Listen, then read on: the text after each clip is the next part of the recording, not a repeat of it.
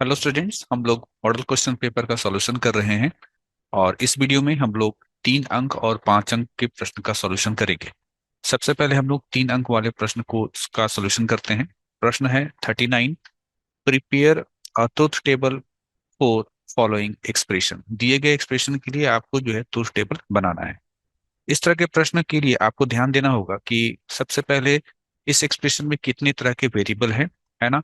तो आप यहाँ देख पा रहे हैं 3 तरह के वेरिएबल हैं, एक्स वाई और जेड। तो इसके लिए जो ट्रूथ टेबल बनेगा उसमें इनपुट कॉम्बिनेशन कितने होंगे।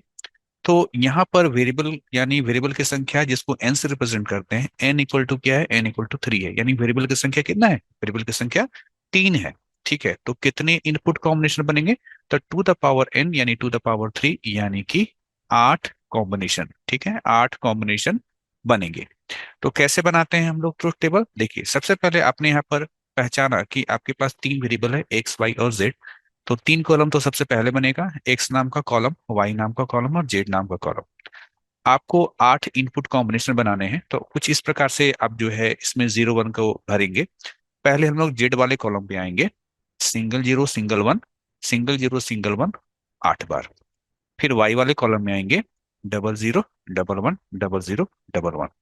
फिर एक्स वाले कॉलम में आएंगे, यहाँ पर 4 0 और 4 1।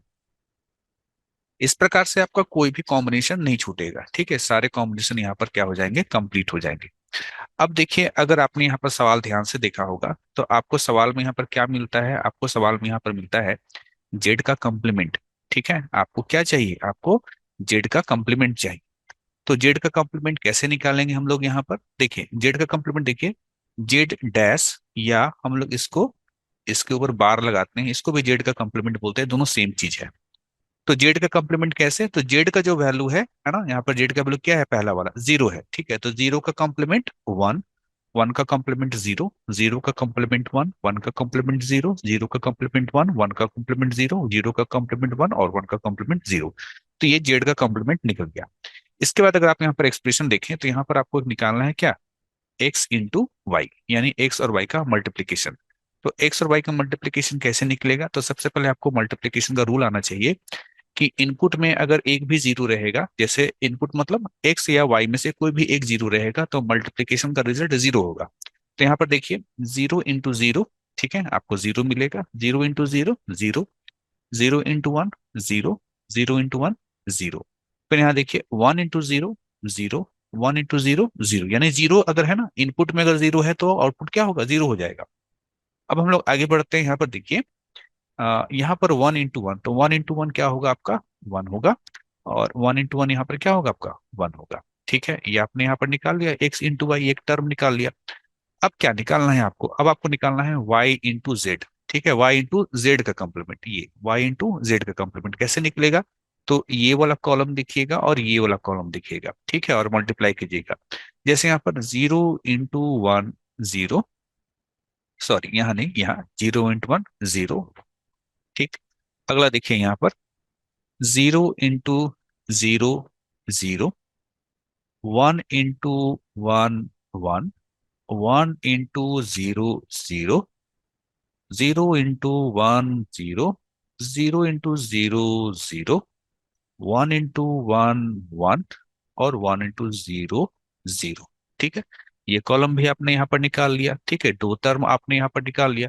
अब आपको क्या करना है, अब आपको तीसरा टर्म निकालना है। अगर आप ध्यान दें तो तीसरा टर्म क्या है आपका, तीसरा टर्म यहाँ पर है एक्स जेड का कंप्लीमेंट। ठीक है, एक्स जेड का कंप्लीमेंट, तो एक्स जेड का कंप्लीमेंट निकालने से पहले हम लोग निकालेंगे एक्स जेड निकालेंगे सबसे पहले। ठीक है, ये देखिए एक्स जेड, एक्स जेड कैसे निकाला जाएगा, एक्स जेड निकालने के लिए एक्स और जेड के दो कॉलम को देखिएगा, एक्स और जेड को। ठीक, तो मल्टीप्लीकेशन है तो 0 into 0 0, 0 into 1 0, 0 into 0 0, 0 into 1 0, 1 into 0 0, 1 into 1 1, 1 into 0 0 और 1 into 1 1।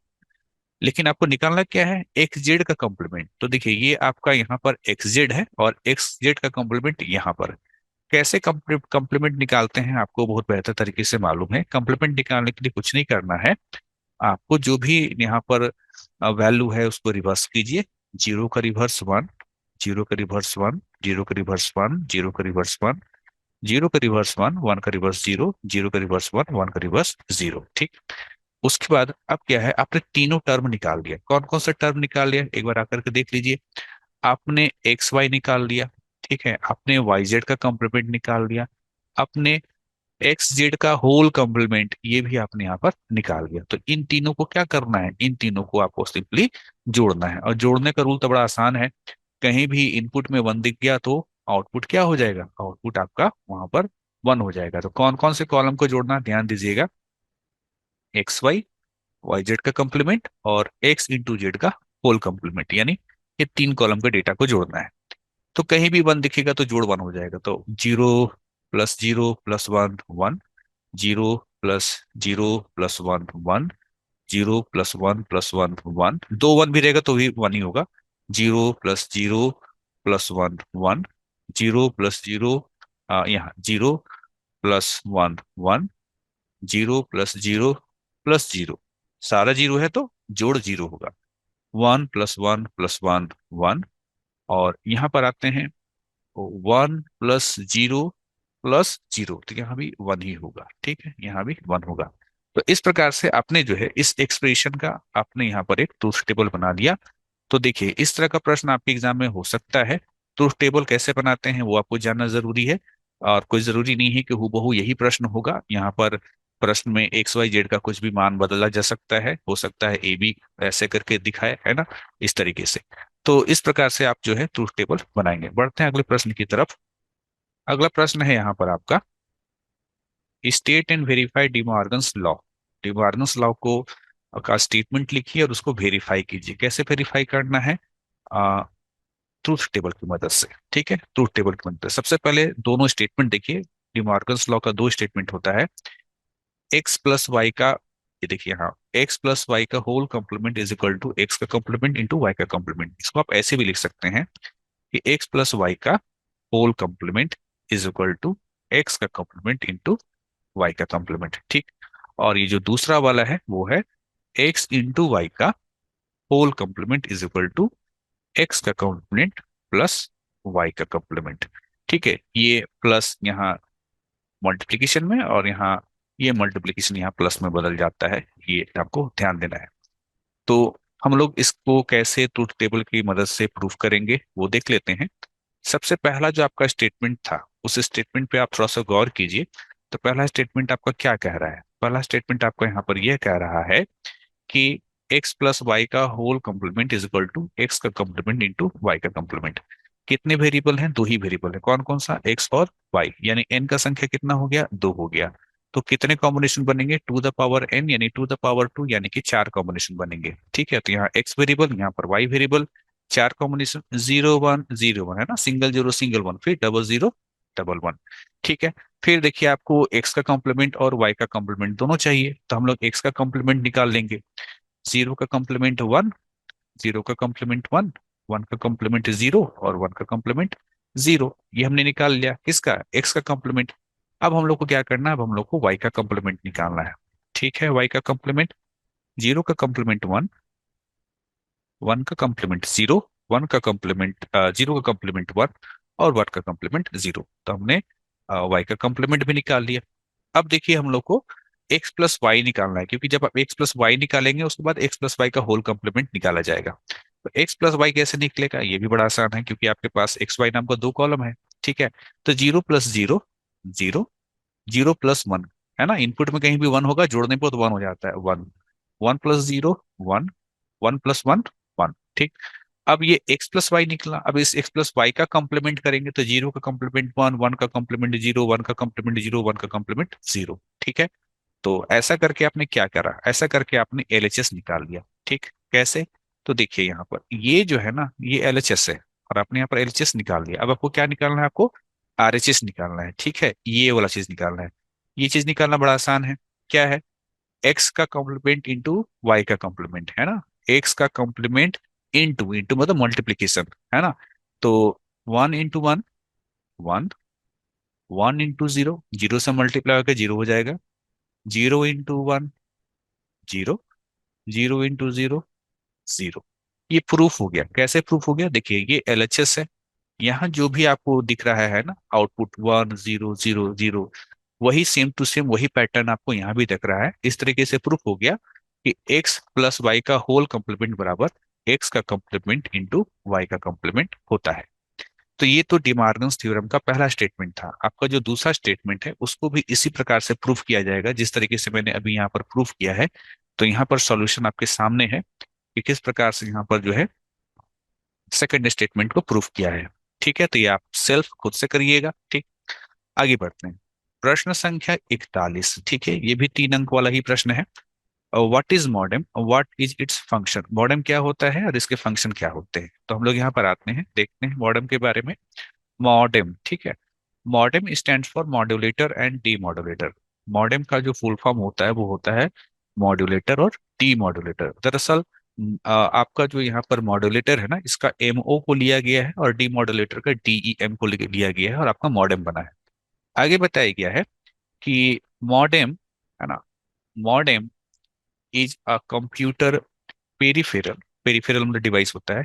Modem is a computer peripheral, एक कंप्यूटर डिवाइस है that allows us to connect and communicate with other computer via telephone line। Modem एक computer में लगाने वाला एक डिवाइस है जिस जो हम लोग को अलाउ करता है या जिसकी मदद से हम लोग क्या कर सकते हैं, एक कंप्यूटर को दूसरे कंप्यूटर से कनेक्ट कर सकते हैं टेलीफोन लाइन के द्वारा। याद रखिएगा टेलीफोन लाइन मेन चीज है। तो इन्हीं दो कंप्यूटर को टेलीफोन लाइन की मदद से अगर जोड़ा जाना है तो उसके लिए जिस डिवाइस का इस्तेमाल करेंगे वो आपका मॉडेम है।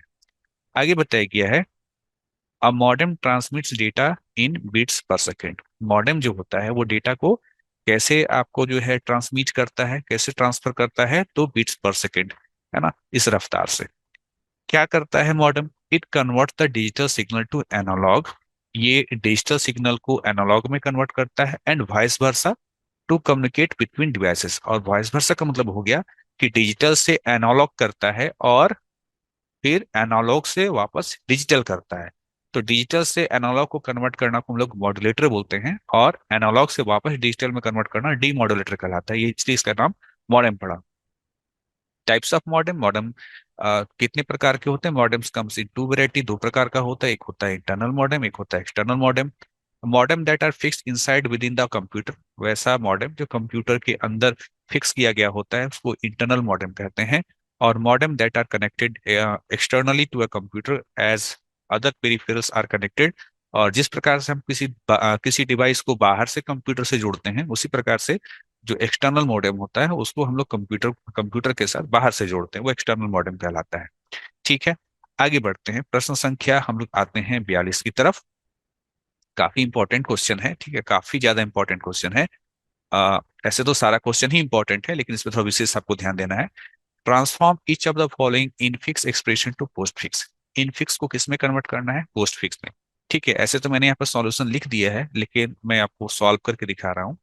ए plus B multiplied by C minus D bracket बंद divided by E into F. देखिए सबसे पहले जो है ना ब्रैकेट का काम होता है, ठीक है। और पोस्ट फिक्स इन फिक्स क्या प्लेस समझ लीजिए, अगर ए प्लस बी लिखा गया जिसमें ऑपरेटर बीच में होता है इसको इन फिक्स बोलते हैं। ठीक है, इसको क्या बोलते हैं? In fix. और अगर इन ऑपरेटर को हम लोग वैल्यू को पहले लिख दें ए बी और ऑपरेटर को बाद में लिखा जाए तो इसको क्या बोलते हैं? इसको हम लोग पोस्ट फिक्स बोलते हैं। ठीक है, तो ये तो आसान था ए प्लस बी को A B plus postfix में कन्वर्ट करना। लेकिन ये जो यहाँ सवाल दिया है इसमें तो बहुत सारा ऑपरेटर है, प्लस भी है, मल्टीप्लीकेशन भी है, माइनस भी है, डिवीजन भी है। तो इसको बनाना थोड़ा सा कठिन हो जाता है जब आपका एक्सप्रेशन बड़ा हो जाता है।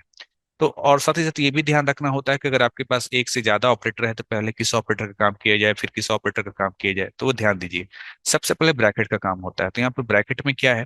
ब्रैकेट में प्लस भी है ना, मल्टीप्लीकेशन भी है और माइनस भी है। सबसे पहले काम मल्टीप्लीकेशन का। मल्टीप्लीकेशन जो है वो प्लस और माइनस से ऊंचा माना जाता है, ठीक है। तो यहाँ पर मल्टीप्लीकेशन किसके किसके बीच? बी और सी के बीच में। तो यहाँ ए प्लस पोस्ट फिक्स में क्या लिखते हैं? B C into B into C को लिखा जाएगा बी सी इंटू, है ना, फिर माइनस डी, ये आपका bracket divided by E into F. अब यहाँ पर आते हैं प्लस और माइनस दोनों है, ठीक है। दोनों का प्रायोरिटी सेम होता है, चाहे तो आप पहले प्लस करें चाहे पहले आप माइनस कर लें। लेकिन हम लोग एक रूल चलते हैं जिसको कहते हैं लेफ्ट टू राइट।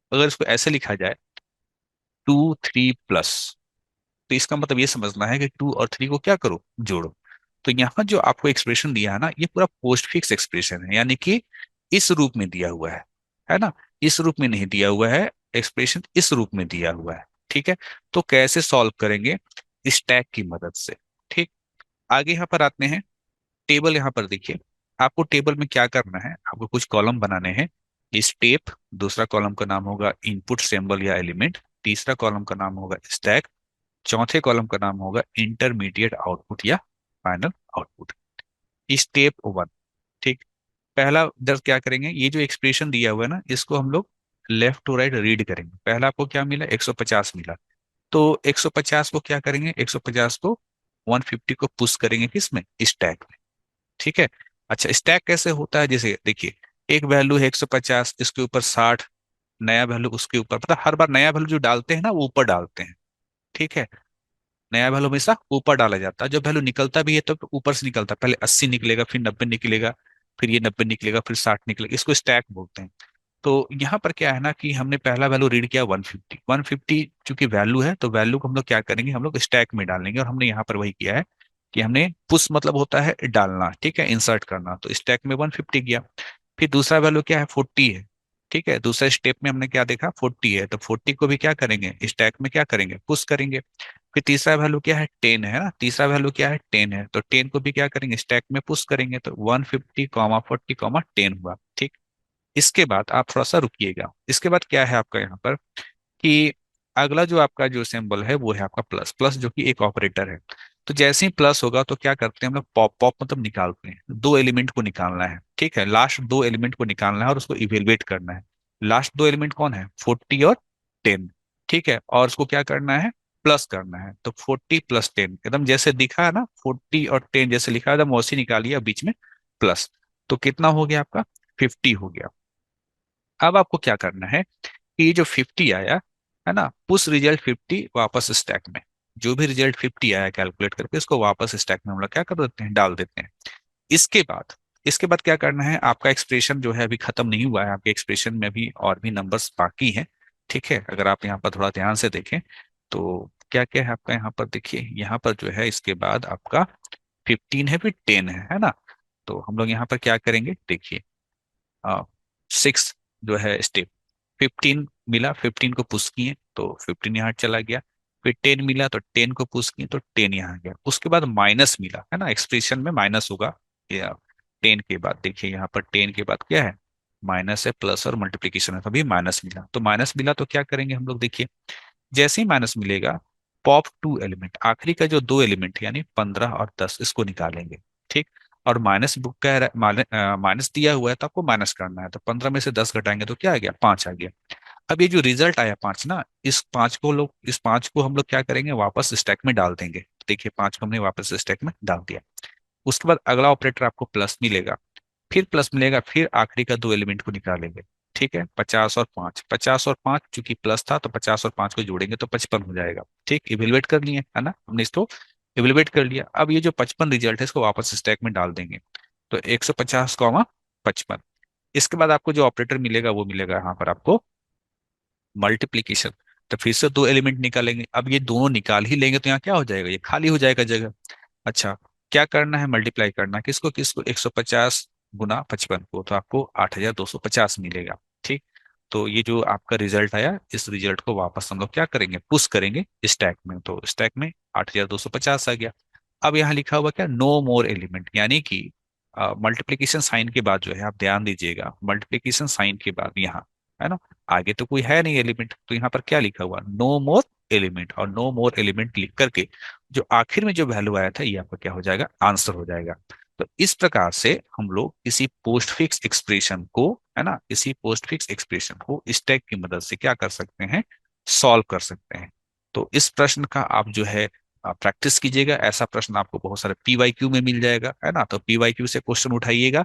और अभी जो आपको मेथड सिखाया गया है इसी मेथड से आप उसको बनाने का कोशिश कीजिएगा। तो ये 5 नंबर में, 5 नंबर के लिए काफी इंपॉर्टेंट है, क्योंकि 2023 में भी जो है ना, 2023 के परीक्षा में भी ऐसा ही प्रश्न है ना, अंक कुछ अलग होंगे, है ना, ऐसा ही प्रश्न 5 अंक में आया था।